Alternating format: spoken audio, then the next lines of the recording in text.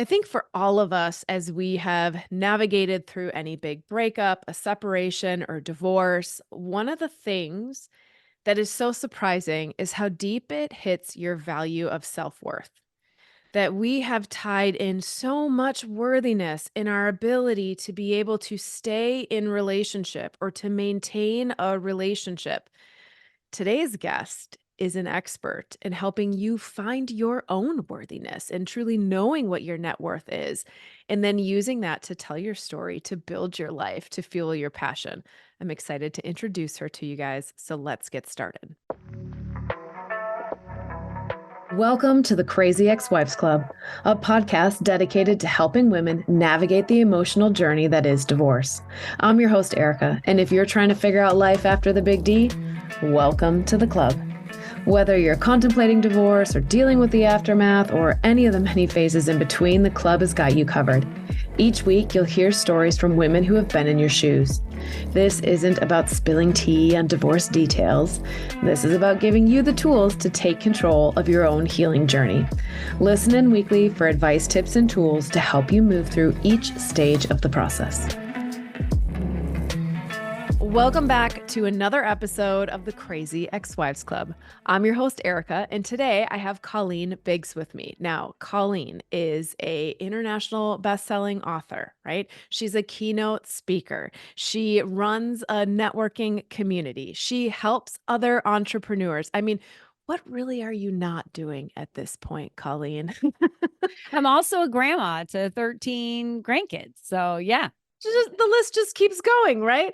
But the core piece, something that I think is so amazing. So for 22 years, Colleen has been a business strategist, but she has launched over 340 businesses. And when I read that, you guys might be sitting there and you're like, well, I don't own a business or run a business. It's not about that, you guys. Starting a business is like starting from scratch.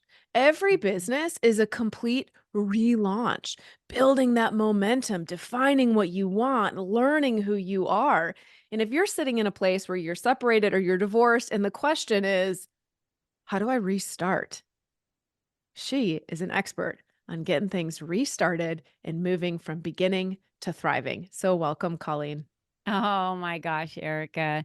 Thank you so much. I've never been on a crazy ex-wives podcast, right? So, and I haven't, most people want me on their shows to talk about my expertise of building business or generating income or how to build, a great community. And I just feel that because I have been divorced twice, I have been a single mother for most of my life raising my kids.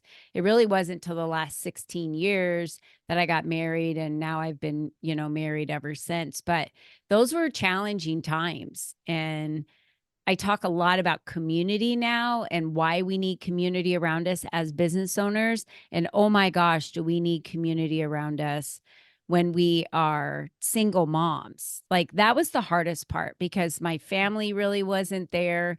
I had my sister help me when my first divorce was. I don't even know when that was. It was probably sometime in the 90s when I got divorced the first time. I had her help a little bit and then I got her a job and I pretty much was taking care of her so she could babysit for me. That was our trade-off. Like, I'll pay for everything for you and then you watch my daughter. And then she wound up getting a job. I got her a job out here in Arizona and she got married and the rest is history. But gosh, I have had so many divorce friends too.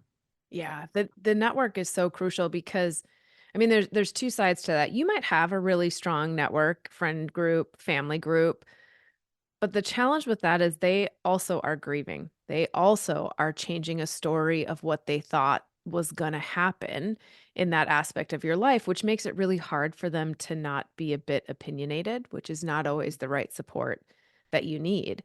And then there's the other side, I really had no network. All of my network was the ex-husband's friends. That's who we socialized with. My family's all out of town.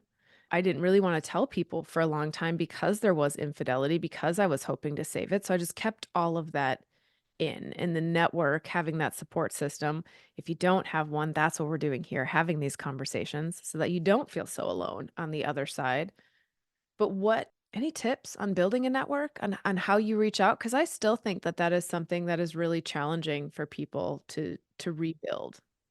Now that I'm older and wiser, because that was, 20, 30 years ago back in my past. And that's why I was saying no one would really even know that I was divorced if I didn't say anything to them. They wouldn't know that all seven of our kids weren't mine unless I said, some of them are Robert's, some of them are mine. No one would really know because we've raised the kids together for so many years, been there for, throwing all the weddings, all the grandkids, all of that. The kids don't know any different. So I've obviously built a huge community around me as soon as I had met my husband. But you're right, because my whole world right now is in my husband's world because my family is disconnected from me. We don't talk, they live out of the state. But I have a really strong group of friends.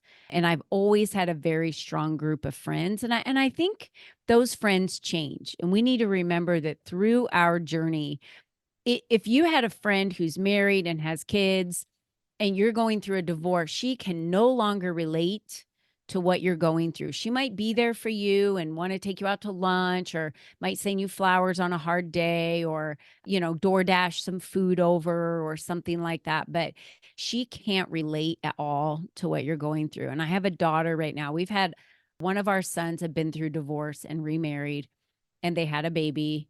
And then I have a daughter right now that has two children that is separated. So they're moving in that direction.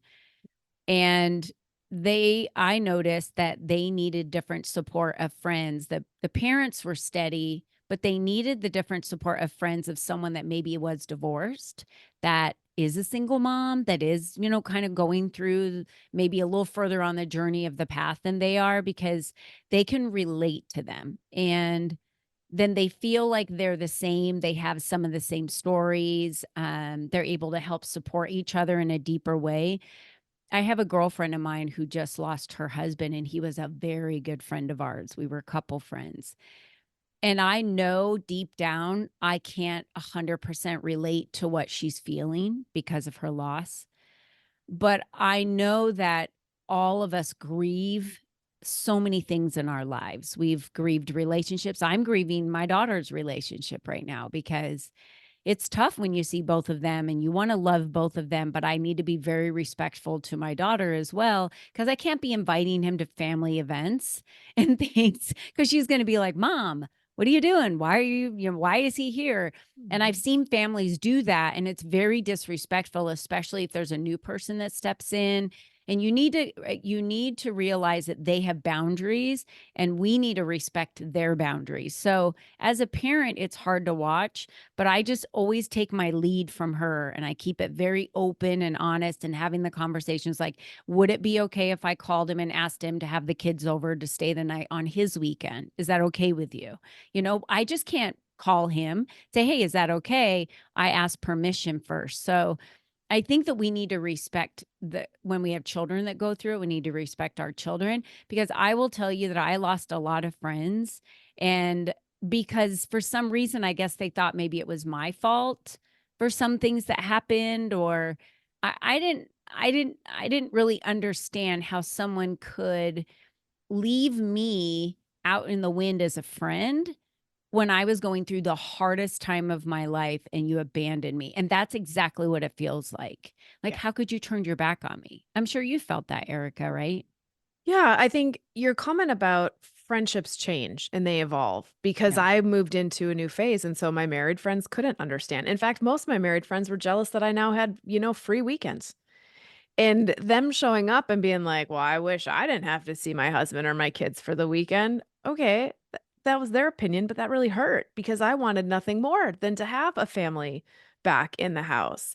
I think that allowing those pieces to change and understanding that there's no one right way.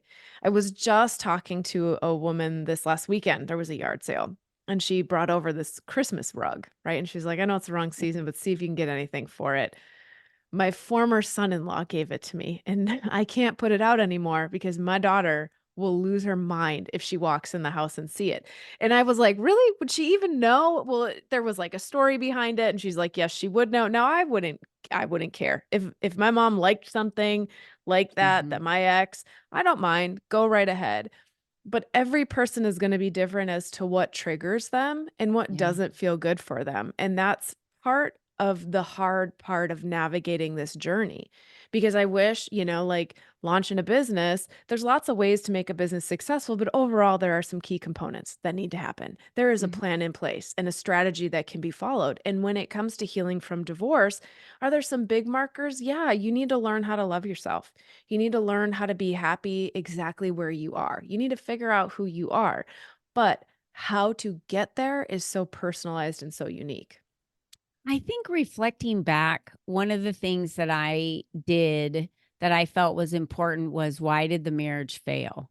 Whether there was infidelity or not infidelity, whether there was abuse of substances or not, it really came down to, if I knew about the substance abuse or the, things before I married the person, why did I still marry them?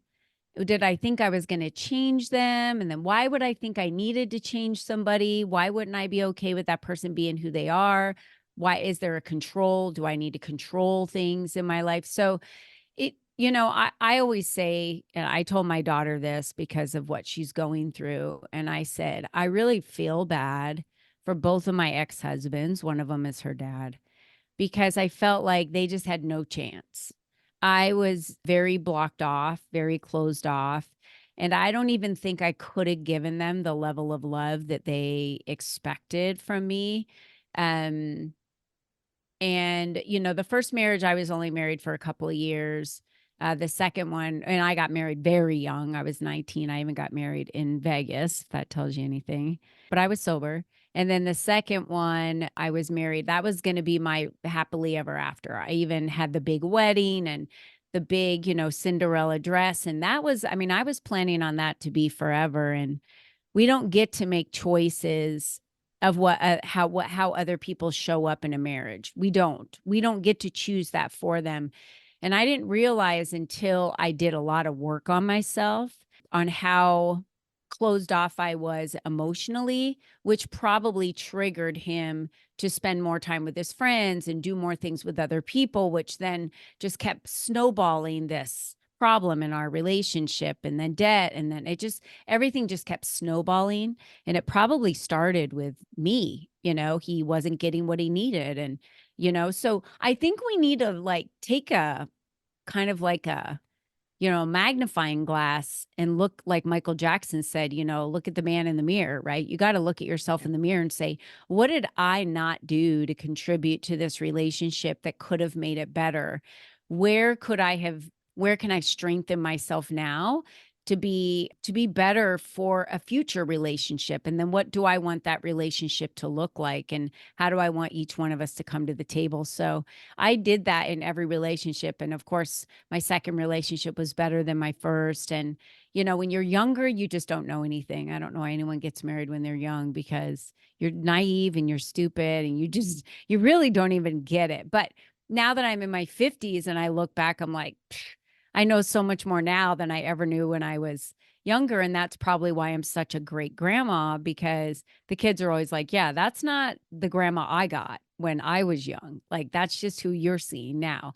Because we know all the things that we did wrong. And I feel like being a grandma gives you a second chance to slow down a little bit and really get to know the kids and be present when you're not worried about some of the other things that we were worried about when we were younger. And especially as a single mom, the number one thing you're worried about is, can I make enough money to even afford to put diapers or formula or a roof or, gas in my car to get to work? And if I get fired, I'm screwed because I don't have medical coverage for this baby. Like, you're worried about just the basic fundamentals, that you're like, the last thing you're thinking about is, how can I go to some class where I'm gonna better myself as a person? I'm like, "Listen, I'm, like, barely trying to survive here," and there were times when it was tight, and so the first thing that went was my food, right? That's just the way it works. And so, my health suffers, and, you get really skinny because you're like, "Well,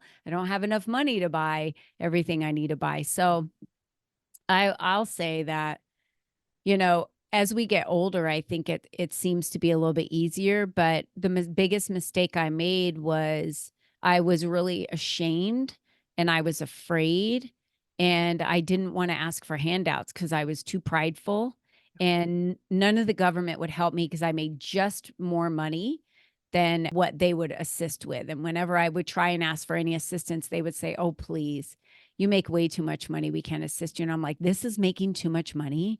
Like, Mm. what do I have to make to get assistance?" And then they told me, and I was like, I think back then it might have been like $10,000 a year, $14,000 a year. And I'm like, how can anyone survive? How do you live on that? You can't even get a place. I mean, it's not like I was in I was in a one bedroom. She slept in the one bedroom and I slept on the couch. So I didn't even understand that. It was it was a really rough time. So I think I just isolated myself versus what they say when you're in grief or you need to lean into it and walk through it. I didn't want to face a lot of it. Yeah, there were so many valuable questions, like self-reflection questions that you just rattled off in there. So for you guys listening, I would rewind it and I would go back with your journal and I'd play one and pause it and play one and pause it because I mean, a relationship is a place that we come to learn and we come to heal. And so it always is a mirror. It always shows you things that either you're wanting, desiring, lacking, or things that you're trying to avoid. And the key is learning that space in between. How do we learn from it? How do we grow from it? And I believe that we all try our best in the moment, right? From what you said too, like you just didn't know. You don't know what you don't know. And so, in every situation, we are always trying to make the best decision that we can at that time. And as we learn and grow and evolve, as we move through another relationship, we're like, oh, I don't want to repeat that. I think that's been a huge theme in my current relationship. So we have been together almost 3 years. We're both divorced. We both had a couple relationships between the divorce and now. This is the first person I'd ever allowed my son to meet. So like this was the first like serious, let's look at it. And we define our relationship completely different than all of the married people that we see, right? That whole like, she's ready to go home. So now the husband has to leave. Like, we don't do those things. I'll be like, I don't feel like going out. Go do your own thing. Like, I don't want to sit on the bar stool and hang out tonight, but you can go and I'm going to be happy doing yoga and watching a movie. But it's because we learn things and we did the self-reflection to figure out, what did I contribute? Because I did contribute things to the decline of my marriage. I didn't realize it. I thought it was all him at the time. But I added to the stress and the chaos and the lack of love that was going on. And it eventually just gets too big to want to repair.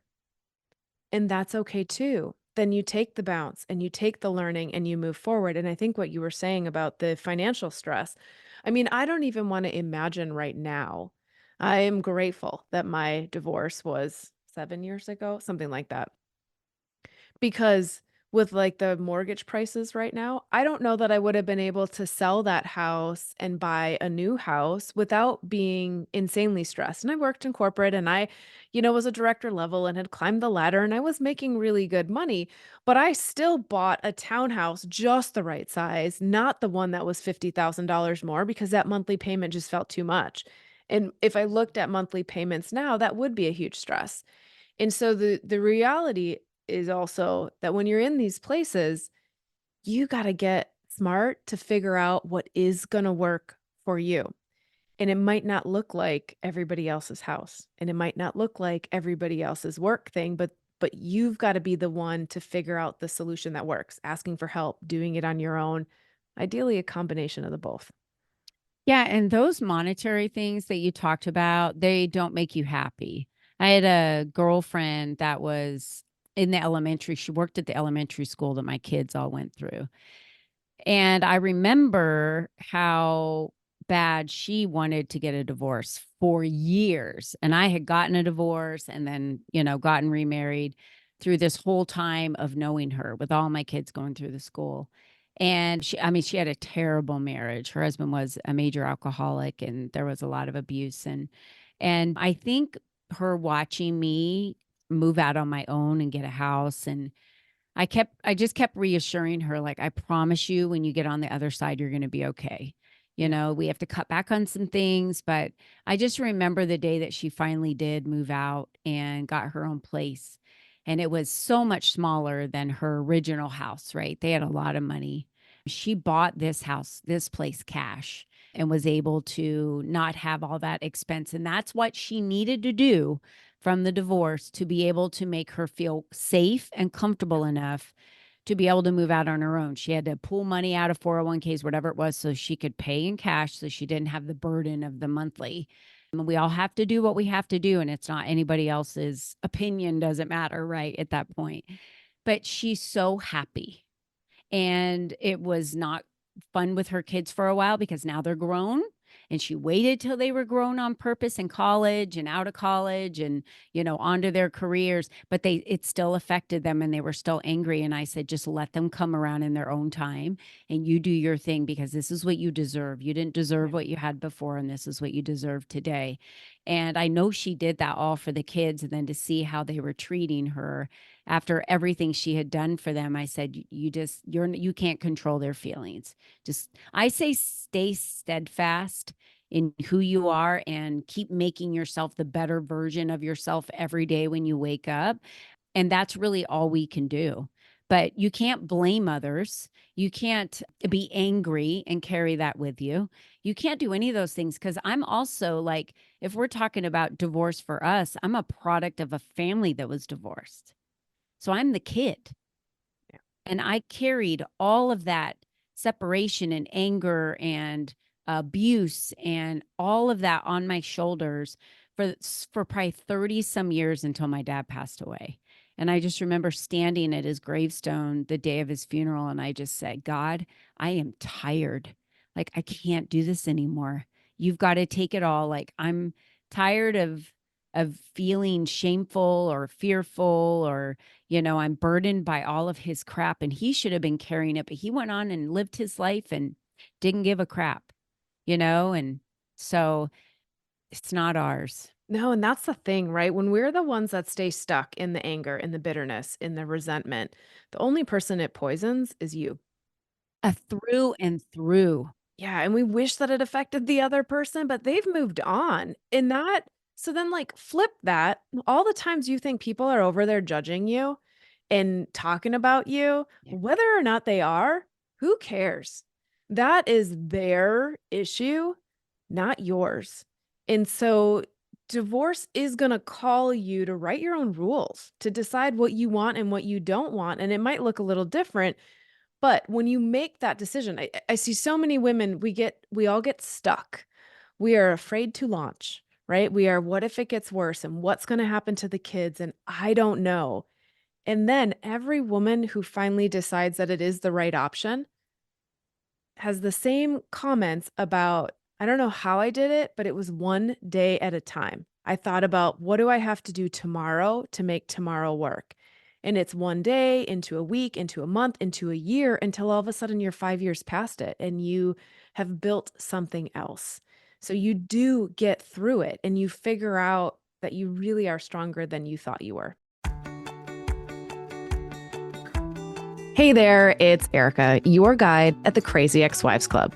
I want to take a moment to express how much your feedback means to us. Your ratings, your reviews, they are like fuel for our journey together. They not only brighten our day, but they help other women find the support and the guidance they need. Leaving a rating and review is super easy, and it makes a world of difference. If you're listening on Spotify, simply scroll down to the bottom of the podcast page and then tap on rate. If you're tuning in on iTunes, head over to the podcast page, scroll down, and click on write a review. It only takes a minute, but it could help someone else find this podcast and change their life. Your voice matters. Your feedback helps us grow. So take a moment to share your thoughts and experiences. Together, we can help spread the word to support even more women. Thank you for being a part of this journey. Let's continue to support each other and make a difference, one review at a time. Yeah, so many people are out there like, I'm trying to find my purpose, and, what is my purpose on earth and my life? And, I say, like, what is your purpose this week?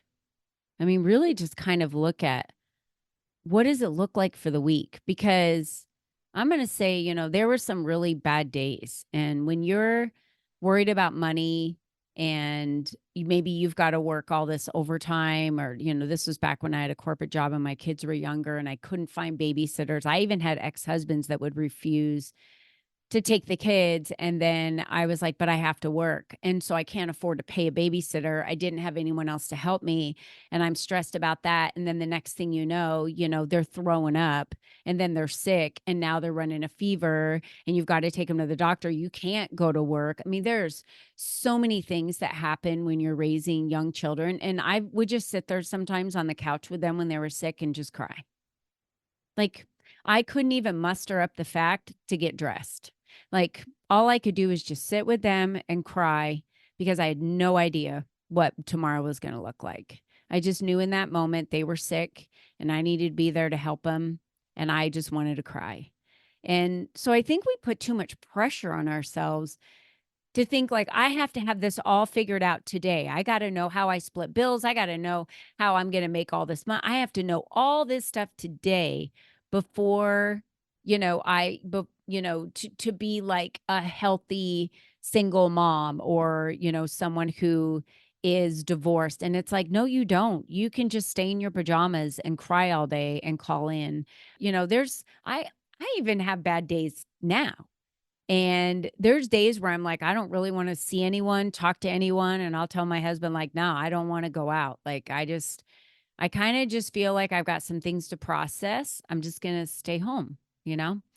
And why can't we do that? And why is society or culture tell us that that's a bad thing? Like, you've got to be this person that's constantly building something or doing something. And I'll tell you, I saw a friend of mine the other day and I was like, "Oh, did you get a new watch?" He said, "Yeah, I got rid of my Apple watches, give me way too much anxiety." He said, "I'm tired of that thing pinging me every second, telling me all the things that I need to do or haven't done or need to check or notifications." He said, "I just couldn't take it anymore. It's just too much."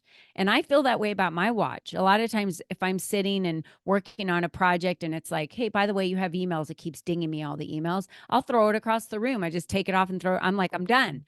Like, I don't want it to buzz on my arm anymore. It just keeps reminding me of all the things I still need to do. Yeah. Well, because our technology rules us now, like, we used to sign off the computer and not log back into the email. Oh, but then it was the coolest thing. Like, I was in field sales when emails finally made it to your phone. We had, like, the old school BlackBerry that was still, like, zeros and ones, but you were, like, trying to write on it and stuff. Is my favorite phone. Right? And it so when the new iPhones launched and everything got super fancy, it was really cool. And now we're in a place where I was just reading an article, flip phones are back. Well, they've been back for a while, but they're growing in popularity because parents are buying them for their kids because they just need a phone. They know that anxiety increases when you're on your phone too much, when something's always dinging you, when it's always telling you that you need to do something. And the real magic of personal growth happens in the quietness, in the crying, in the breakdowns, in the journaling, in the taking yourself for a solo walk and putting on some music that makes you feel good. Those are the places that we can finally hear our inner guidance, that we can find our self confidence like, hey, this is going to be okay. I'm doing the right thing. I'm going to be okay. But we have to get rid of all that other noise that we've built into, like, oh, it's a cool thing to always be reachable now. Yeah. I don't want to always be reachable. So, I have a Google Pixel. I've never really been an Apple person. And I have it set for bedtime mode. And every night at 9 o'clock, it goes on bedtime mode. Everything turns pretty much like a black and white, and no notifications come through. And you can set your phone to say, these are my favorites. So if this person calls me, then they need to break through whatever barrier I have on do not disturb. And then even though I wake up, my alarm will go off at 5:15, but it won't go back on off of bedtime mode until 6:30, which is when I need to use my app to work out on my Lululemon mirror. So I don't want to have any buzzing, anything in, making noise when I'm like in my meditation time, when I'm reading, when I'm doing kind of my morning, gratitudes that I need to do. I don't want any of that. And I'm not one of those people that grab my phone in the morning and just start going through things. And I think that's the other thing. I did not have to be divorced through a time of social media the way we have it today. I laughed one day and I remember I took a photo on my camera, like a camera with film, when one of my youngest daughters got into my bathroom. I'll never forget this. And, I was making lunch or whatever, and I kept calling her name. Where are you, Paige? What are you doing? You hear her making noise, and finally you're like, she's way too quiet. And then I go into the bathroom and she had torn every tampon apart and out of the wrappers and apart. And she's sitting there with just these open, like, tampons everywhere, strings. That would have been a social media moment photo for sure. But I just remember taking a photo and I just I couldn't help but laugh. And I sat on the ground and I was like, what are you doing? And she was just having so much fun. And I was like, A, that was a really expensive box of tampons back then. But B, I was like, it's whatever. This is the funniest thing I've ever seen in my life. It's just a funny moment. So then I taught her how to put them back together, how to put them back together. So I was like, maybe I'm teaching her motor skill development here. I'm not really sure what's happening, but I just kind of made it a fun moment, but I didn't have to survive in a time where, but I'll tell you this. I have a niece that is her husband just left her and is divorced. It went like in 4 days. That's how fast it went. Moved out, got another place, like it was fast. Because she has social media and she's so active on social media, she has gotten so much more support of people because she records herself every day and talks about if it's a good day, bad day, if she's going to therapy. Like she's kind of very active out there, which I kind of like it because I get to monitor to see how things are going, see if I need to check in. But it's helped her pull in a lot of additional support that I don't think she wouldn't have had. So, I mean, there's that. That's a positive thing about social media that we haven't talked about. There are positive things like that. Having an accountability partner and a support system. And because I've thought a lot about when I was going through it, I didn't post on anything. I made it a very specific choice to not air anything that was going on. I instead chose to solely focus on the things that brought me joy so that if I was having a rough day, I could open my Instagram profile and I could scroll through and I could see all of these authentic, tiny, joyful moments. And I could tap back into like, that felt good and that feels good. And I think that being able to use social media in that way of authenticity, of saying like, hey, I need a tribe behind me, it can be really powerful. It's about creating the boundaries and how you use it, right? Is it helping you or is it hurting you? And that's something that you have to ask yourself. I know when I sit on the couch at night, if I start scrolling, it's really hard for me to stop scrolling. And if my son comes to ask me for something in the middle of it, I'm very short in my response, which is so ironic because I'm not doing anything. I'm bored. So why am I so almost like reactionary? So I've noticed that if I just put it on silent and I put it away and it's somewhere else, I'm more present. I'm more at peace. I'm calmer and I feel better. So I think it's all about how you need what do you need and how do you want to use it? Yeah, I agree with you. And so social media can be something that can assist you, especially if you're already very active on it and you're sharing it. It will help bring in additional assistance of people that are noticing that you need some additional help. But, kind of really in the whole thing, talking about your net worth and your network is so crucial in everything you do. It's like there's two main rules in business that I talk about everywhere I go, everything I say, and I still believe it to this day, but I also think it's works in everything that we do. First of all, this would work in divorce, this would work in relationships and everything. First of all, you have to tell everybody about you. So, if you're building a brand new business, you have to tell everyone about it. If you are going through a divorce, you cannot isolate yourself. You do need to tell everybody about it because the more that you get it out there, the more that people are aware and that they're able to help you. If you feel like you're isolated, it's because probably people don't know anything and they don't even know how to help you because they don't even know you're going through anything. So that's the number one thing. And the second thing is build long lasting relationships. So pick the people that you feel are the safest or the ones that you can share the most with because you've got to get it all out. You can't be holding in all the secrets and all the feelings and everything, because it will just, the issues are in the tissues. And if you haven't heard that before, like you said, you just push it down and push it down. You will compress so much in your body that your body will start feeling physical abnormalities because of it. It's called dis-ease in your body, right? We call it disease, but it's dis-ease. There's something off, and that's what happens. So, I mean, my girlfriend that her husband just passed away, she honestly thinks a lot of it was caused from anger and time. Every energy worker that worked with him when he found out he had colon cancer said he has a lot of anger pent up. And I'm wondering if he would have worked that through 10 years ago and gotten rid of that, would that have happened? I mean, I'm pretty dang sure it might not have. And so if we can cause it, we can cure it, which means why not get all of that crap out? Go to a therapist. Go to therapy is the best thing to do when you're going through this, because you need someone to talk to. And if you feel like you can't tell everything to a friend, you need to go to a therapist, and they will be able to give you great advice. And I say, therapy is great for everyone all the time. Marriages, even great marriages, therapy is good for, because it just gives you more and more tools on how to keep the marriage great and keep the marriage strong.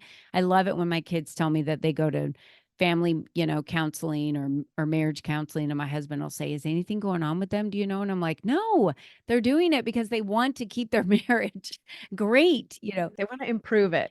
Yes, everything's, again, all of those people are in your community, right? They're your network. You've got to have this amazing network. If you don't, it's really not a lot about what you know. It's more about like the people you surround yourself with. And it really does help, because if you're surrounding yourself with a lot of people and you're telling a lot of people and you're a single mom, and you need somewhere to put your kids for care, or you're struggling with, whatever it is, someone's going to have an answer for you or a referral. And it's no different in that situation than it is in a business. I mean, we could compare the two. You will be successful in getting on the other side of it if you do involve other people and share that information. It is not shameful. And I really do think that people think it is shameful and you feel guilt to get a divorce. And no matter what happened, it happened. You can't go back and change the past. You've learned from what you've learned, and now you move forward. And I also 100% believe the heart wants what the heart wants. And if you fall out of love with somebody, sometimes I believe it's best that you don't try and keep it together. If you've tried everything to rekindle that and both of you are like, well, we kind of just feel like roommates. I think when you really fall in love, like I have with my husband, it just becomes this relationship that is so amazing and boring, I love to say. It's boring. We love our boring life. There's no drama, because we have 100% open communication no matter what. And it never feels hard because it's so comfortable now that even if it was a conversation that maybe another couple would have a hard time having, we don't, because we're so used to having open conversations about everything that we can pretty much have a conversation about anything. And I think open communication is key, whether you're divorcing, getting a divorce, in the middle of a divorce, on the other end of a divorce. Communicate, communicate, communicate. Because not only are you helping other people that might be going through something similar, but you're allowing other people to know where you are, what you need, how they can serve you, and how they can support you. Because I'm a divorced mom. I'm a divorced kid, in that situation. So I can relate to both of those things. I cannot relate to anybody, by the way. And I've had kids, so I can relate to moms. I cannot relate to anyone who met their soulmate and got married, had kids, and like they've been married for 45 years. I couldn't even tell you what that would feel like, right? Like I can't relate to that person. I can only say like, it's what I wanted. It's what I wished for, but that's not what happened in my life. And so I don't even know who I would be today if that's what my life was, right? So I'm thankful for the roller coaster and the ups and downs because it's taught me so many skills, like street skills and scrappy skills and all the things you need to learn how to do to survive. Because and then I labeled myself that for a long time, but I shifted it and decided like surviving's great, but that's like not me anymore. I want to thrive. Like I really want to have a life where I'm thriving. And I had made that decision a long time ago. And when I did, it changed my whole life because I was like, I'm not going to allow people to put labels on me anymore. I'm not going to allow people to tell me who they think I am or aren't. I'm just going to really listen to who I am and go down this journey of me. And I think we get to be selfish that way to figure out who we are, because then you get to have a life of unconditional love with other relationships and people because you love yourself unconditionally. Yeah, because you found it in yourself. And when you love yourself, then you don't need to chase all the other ways of acceptance, right? We're not looking for it in somebody else. We're not looking for it if we fit in. We can have a network, whether it's big or little, but we know that we belong and we know what we bring. And I think the most beautiful, ending to tie this all up is that, you said, I wanted that 45-year marriage. And I did too. My grandparents were married. I still remember as a kid celebrating their 50th wedding anniversary.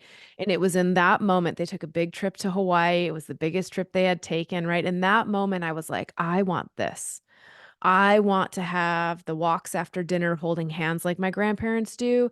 And I want to have this 50th wedding anniversary. And so when that didn't happen, it was all those, will I ever get to thrive? Will I ever get to be happy in this life? And sometimes we think we want those. I thought that to be happy, I had to have one husband and I wanted 2 to 3 kids and 2 dogs and a yard. And that if I had those things, then I would be happy.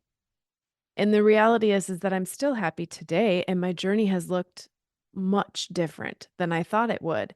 Yours as well. And so this belief that one marriage or one partner is going to be the thing that makes us happy doesn't have to be true.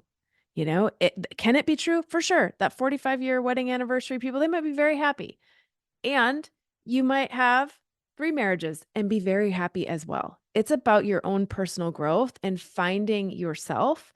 I think we all come here to find the lesson of worthiness. Do you love yourself enough to feel worthy to be who you want to be, fully you, all you, exactly as you want to be, not hiding or adapting or pretending to be somebody else? That's our one lesson. And divorce kind of blows that door right open, right? We can't hide behind the stories or the momentum or the things that we've created. We got to start over and build new based on who the new version of you is. Yeah, it's totally true. It's what we do. And we've started over so many times that I always started over better than the first time. And I think that's really what we achieve through all of this is becoming a better version of ourselves if we choose to let go of the anger, let go of the shame, let go of the guilt, let go of any fear. You really just have to move forward and have the faith and know that you have what it takes to be able to survive on your own and do what you need to do, and just use that time to really look at yourself and how you can become better. I love that. So until next week, you guys, I would recommend if you're sitting in a place and you're like, I don't know how to feel that I can do better. I don't know how to dig myself out of the place that you're in. Then I want you to spend this week in reflecting on why. Why do you feel like this can't work out for you? Why do you feel like you're not worthy of having the life that you want to have? Why do you feel like you're going to be the exception to the rule? Because you have heard woman after woman on this podcast share that, yeah, divorce sucked. Yeah, divorce rocked their world, but they made their way through and they love where they're at right now. For the rest of you, spend some time tuning into the things that you love. The more joy you can bring in your life, the more self-worthiness you can create, the more you help create a ripple and impact the rest. So we'll see you guys all again next week for the next episode of the Crazy Ex-Wives Club. And that's it. Another great episode of the Crazy Ex-Wives Club, a podcast for women learning how to heal from their divorce. Tune in next week for more advice and tips to help you figure out life after divorce. And until then, give yourself grace, Do the best you can and know that this is all part of the process.